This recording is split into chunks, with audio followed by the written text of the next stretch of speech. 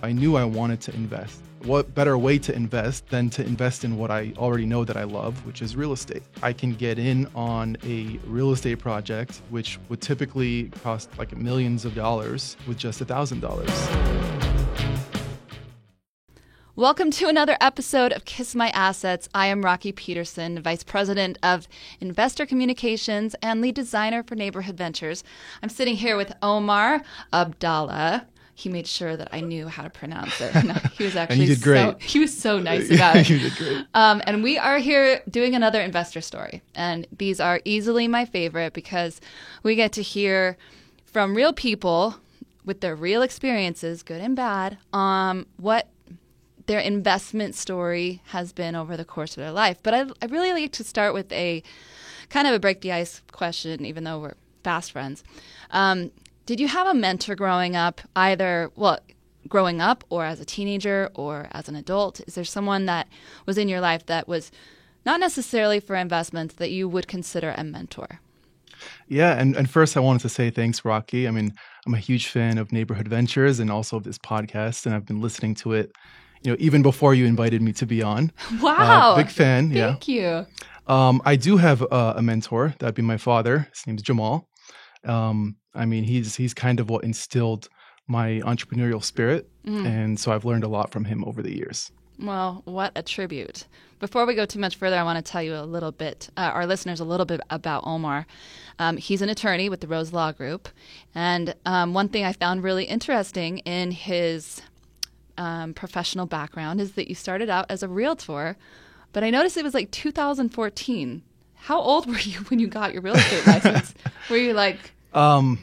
Well, actually, I was 18 when I got my real estate license. For sure. And I remember waiting until I was 18 to start taking the classes so that I could. Yeah. My father is a real estate broker. Okay. And so it was only a matter of time before I did that. And so he mostly works on the flipping side. He's not really running a brokerage in the typical sense where he's representing buyers and sellers. He's mostly just flipping houses and representing himself. And so I got my real estate license so that I could work with him on that front. So you could get into that. Well, that is definitely a signal for an entrepreneurial spirit. Yeah. I don't think there's many people that would argue with me about not only the risk, but the on-the-job learning that you have to experience. I mean, if you don't know how to do something, you have to figure it out because you're in mid scenario. So I can totally see that. What is your background? I went into the real estate, but you're an attorney. What kind of an attorney are you? Sure. So I'm a real estate attorney, of course, and that shouldn't be too surprising. I should have seen that one coming. So I grew up around real estate. Okay. So starting with my father, and just to give you a little bit of a history on that. So we grew up in Michigan. He is a civil engineer by education, but he eventually, after working for a development company, left and started his own development company. And so I grew up all around that, and then eventually we moved to Arizona, where I kind of followed in his footsteps in a way where I decided to take that to the real estate route, but kind of in a different direction. So in college, after getting my real estate license in college, I studied finance. And so my bachelor's was in finance, but I also did minors in real estate and international business, with the goal always being to go to law school. But I knew that if I were to go to law school, really the only type of law that I would be interested in would be something that was real estate related.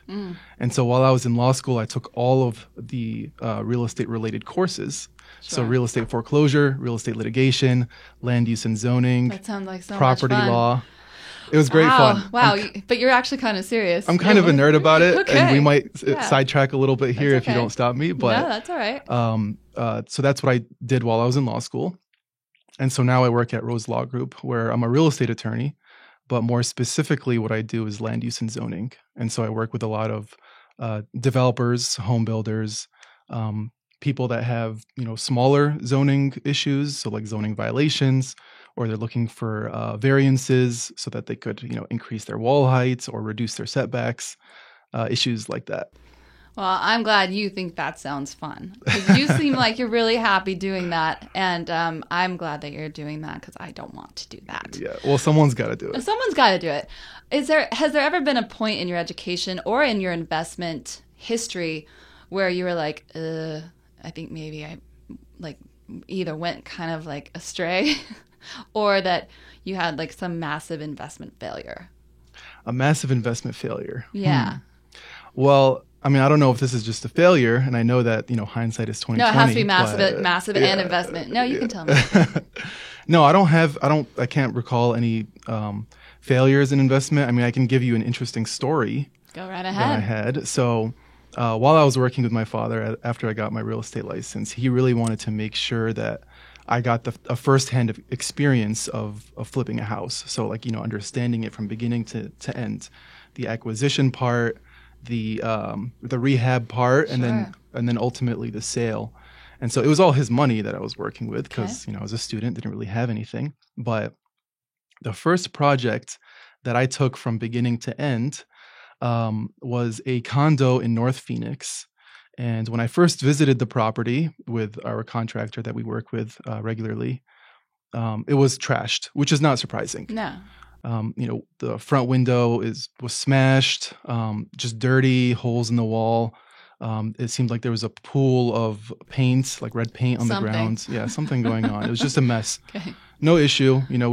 I worked with the contractor in figuring out, what kind of rehab we were going to do. Usually it's a very like standard kind of rehab. He got it done. Great experience for me. I listed it. It was my first, project that I felt like was mine that I was listing. Got it under contract. Full price offer. Everything's going great. I'm going to make a good return. What could go wrong? What could go wrong? I get a call from the real estate agent one night. And she's like, Omar, are you aware that there was a quadruple murder in this house last year? Stop. You're serious? Yeah. And so I if you Google the address, which I don't have it anymore, but if you Google the address, there was an incident. All that red paint. It was not paint. Maybe so much. Yeah. Oh, I'm glad I didn't make a joke about it But earlier. yeah, so I mean, and that's one of the things, you just never know what to expect, I guess. So why wouldn't you have just kept doing, continued flipping houses and making those returns? What got you interested in neighborhood ventures? Because a lot of the people that we work with that are investors, they have done it and then they just kind of either got tired of it or they were burned. And so this seems like the passive income, 12% annual return, it's music to their ears, but they're a little bit older usually. And so it seems like you would have still had like the sort of the fire and the thirst to want to take in all those returns yourself. What changed?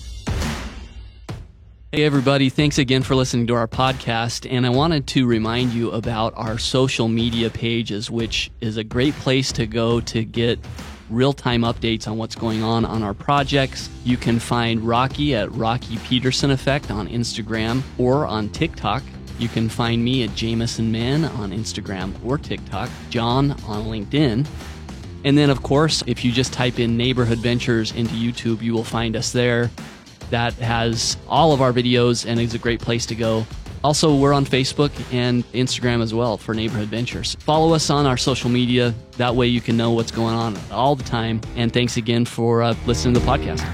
Yeah, I mean, I could have just stayed, working with my father, flipping houses, and that would have been a really good business. But in my family, we always really value education. And so I wanted to pursue a graduate degree. And then I have some long-term aspirations, which are more in real estate development and things like that. So that's kind of another conversation. But, in the meantime, I still, even though I'm working as an attorney, I want to have my own side projects, right? Sure. And so I'm a firm believer in never depending on anyone else for your income. I think it's a very valuable skill to be able to make money on your own.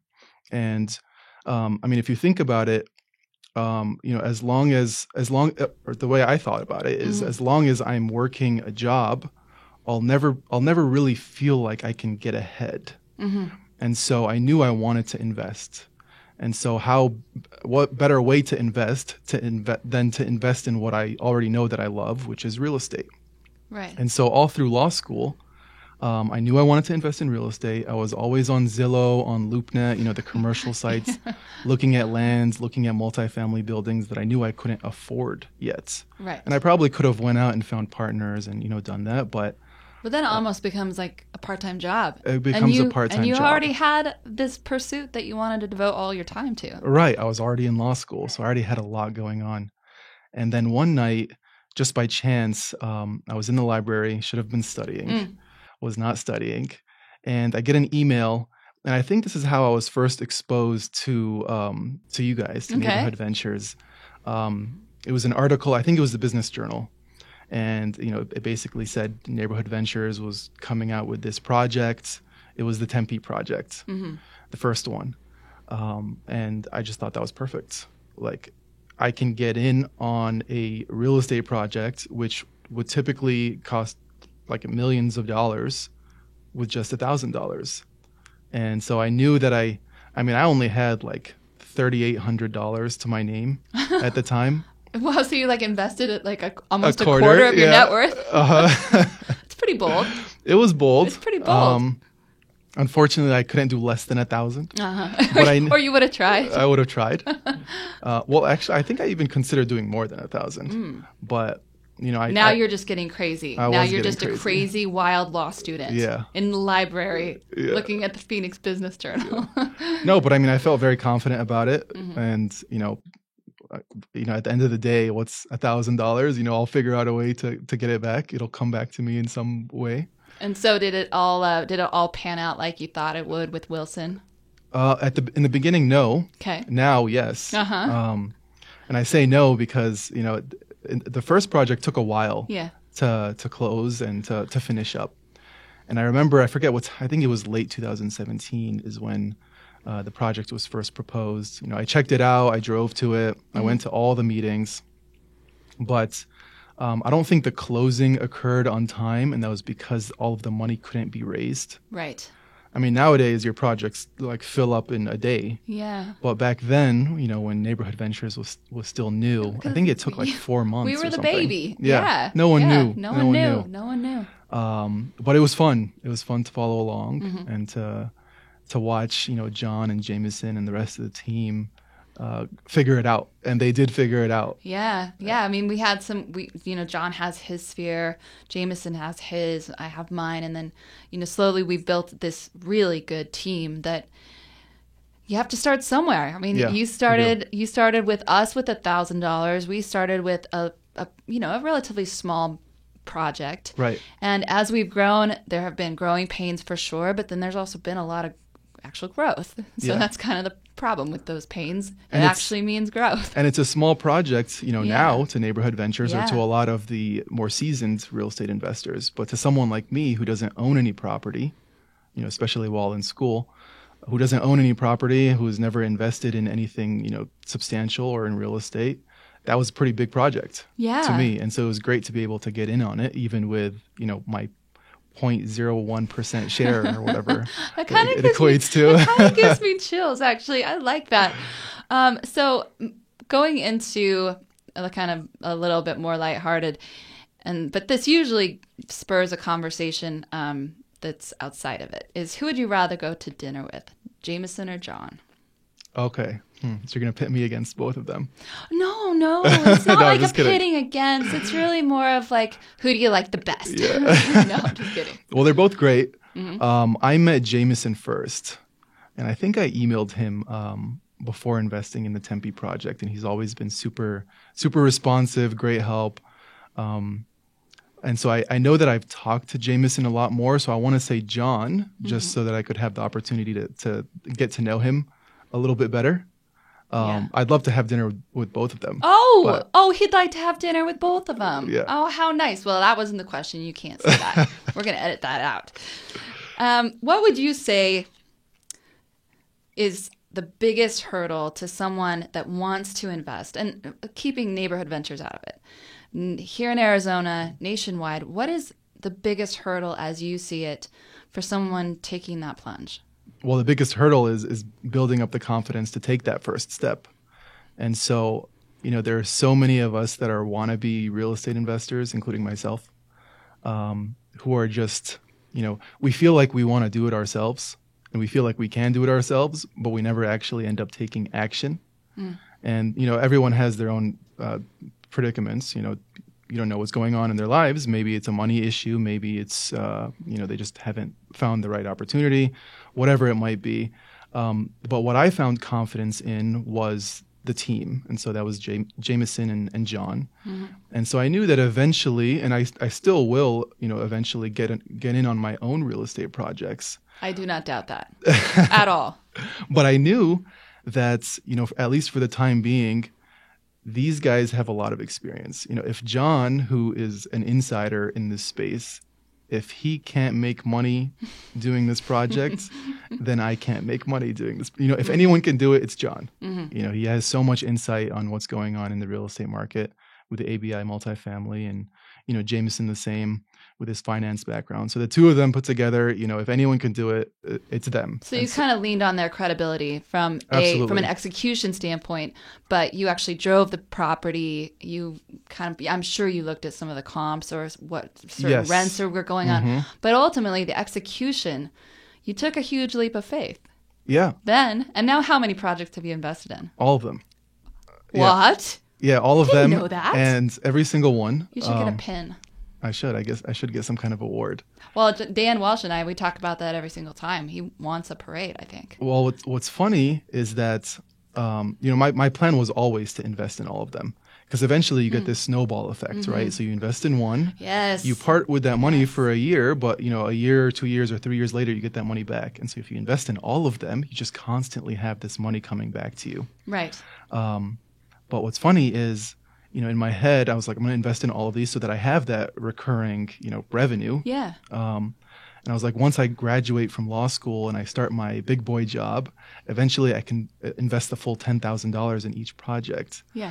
But I thought it was going to be like one project a year. Turns out, some years it's 2 or 3, maybe even 4. I don't know what pace, Neighborhood Ventures will be accelerating. So I don't know. I don't think I can quite do the $10,000 per project, at least not right now. But I am investing as much as I can in every single one. And my plan is to keep doing that for as long as Neighborhood Ventures is doing projects.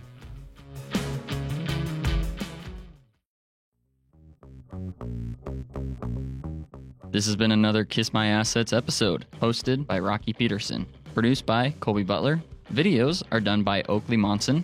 You can follow us on Spotify, Apple Podcast, Google Podcast, SoundCloud, and any other platform that you listen to podcasts on. If you would like to invest, visit our website at neighborhood.ventures. Create an account. In under 5 minutes, you can invest. In a few months, you'll start seeing those returns grow. Give us a call at 602-714-1555. This has been another Kiss My Assets episode. Thanks for joining. We'll see you next week.